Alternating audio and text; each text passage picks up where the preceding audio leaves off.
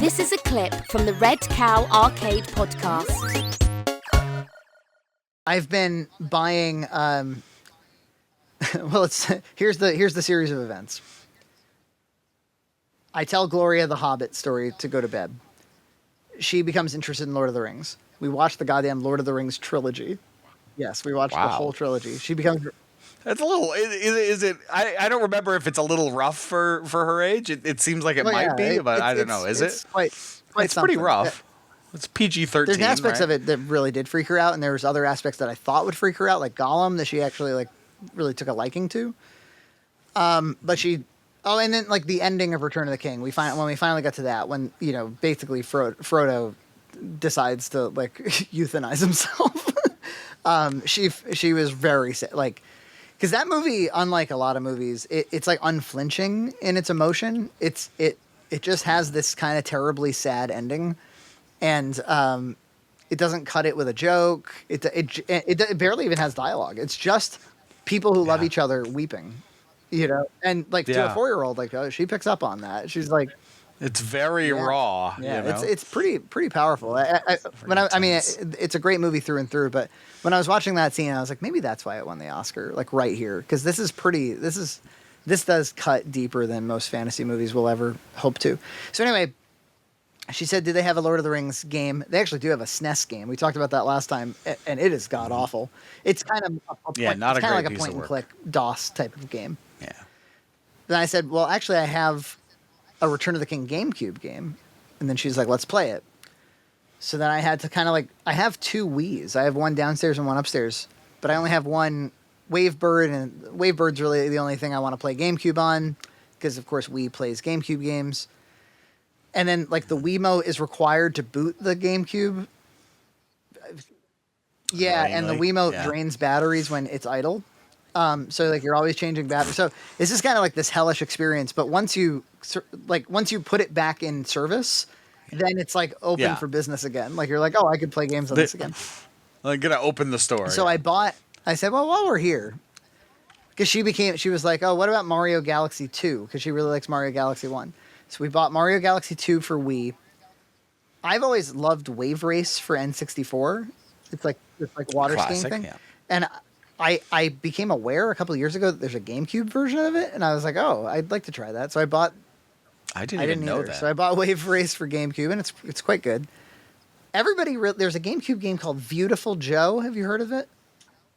I have heard of that. That's one of those title people hold in reverence. Yeah, it's one of the favorites of. And then I think it had sequels on the PS2, but it's a Capcom beat 'em up, and it's a pretty novel one because it's movie themed.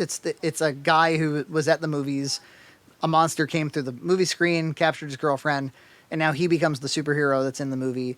And so the whole thing's like a film reel, and the main mechanic of it, which is really neat, is you can use the left trigger to slow the action down and get in hits while you're in slow-mo, and you can use the right to fast forward basically. And so you can get through a part really, and you can use fast forward and slow to mess with platforms, and it's pretty neat.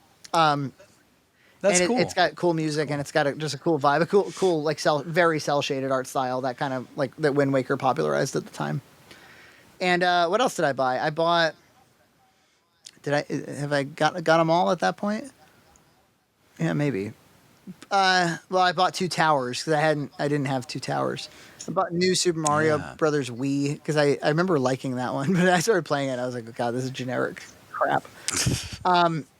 But I bring it up because I bring all of these up because everybody knows that GameCube right now is very collectible and has gotten really expensive. You're talking about $60 games a lot of the time. And when I go to the flea market and see popular GameCube titles, getting a Mario Sunshine or whatever, it's pretty expensive.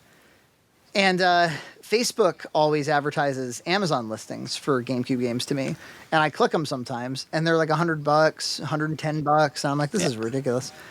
Here's the thing. This is what I want to talk to you about. eBay is different. eBay is different? What do you mean? The same games that go for $99 on an Amazon listing that I would see for $70 at the flea market go for $27 on eBay. Yeah, I mean the problem is a lack of scarcity. Yeah. That's the issue. I mean the prices on eBay are very driven by supply, right? And when you have the whole all of America to draw on, suddenly you have a lot more supply as opposed to the guy at the flea market who, you try to find a local copy of one of those games and you don't think to go to eBay, you're going to have a heck of a time finding it because there's just not that many around. Yeah, I remember a time. Well, I mean, first of all, like, why shouldn't that same principle apply to Amazon Marketplace? Maybe because people regard it like. Because people don't actually for Amazon Marketplace. It's not a big marketplace. It's a pretty small area of selling, especially for used goods like that. So I think it's a lot of just gouging over there. That's what it seems to be. Yep. And then too, it's like I remember a time when the flea market had to they had to price and value stuff based on eBay, and that seems to have gone away. Yeah, I think that for some reason people really shun eBay, and I don't understand it. Yeah. I don't understand why if you weren't looking for, it's the biggest marketplace for used goods in the world. It got kind of a Craigslist slime on it at some point, and now it's hard to shake that, I guess.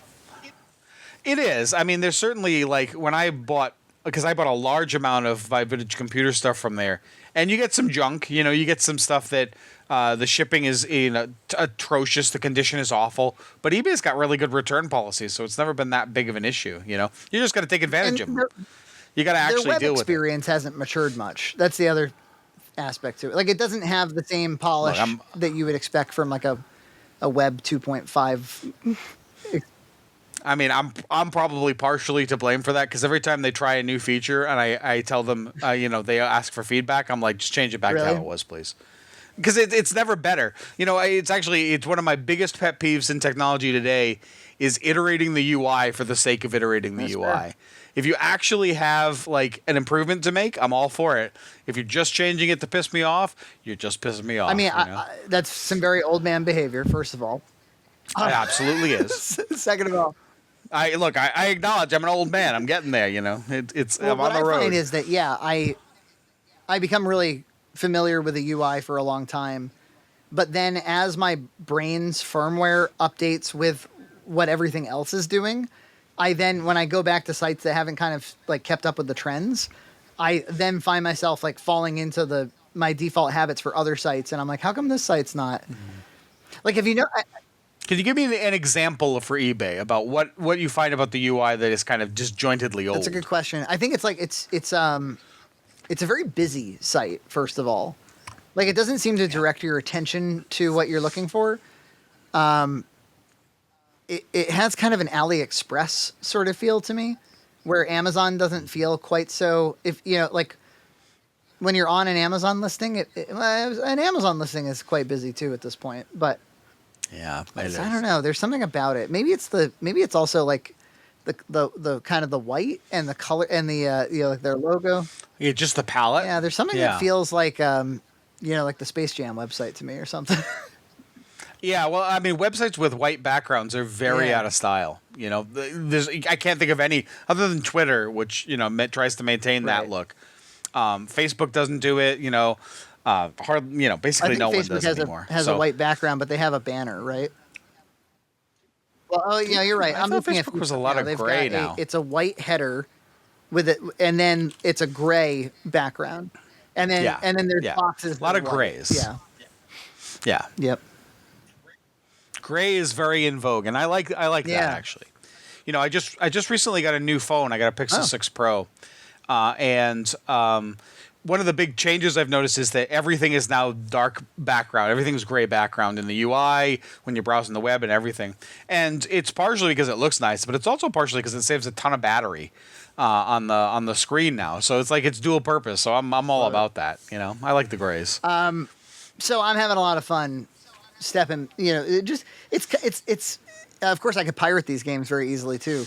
But with modded Wii's, but there is something really fun. I have to, even though I just poo-pooed the people from 2020, or I didn't poo-poo them, but I didn't understand the people from 2020. But I do get buying an old game as though it's buying a new game is kind of a fun little experience. I've done that with Wii U as well. Well, it's playing into that very particular piece of nostalgia, which is the driving home with a game in your hands. And in my case, these are games I just have never played. It's as though, it's like I'm just kind of getting around now to some of these. Subscribe to Red Cow Entertainment on Patreon for full episodes every other week.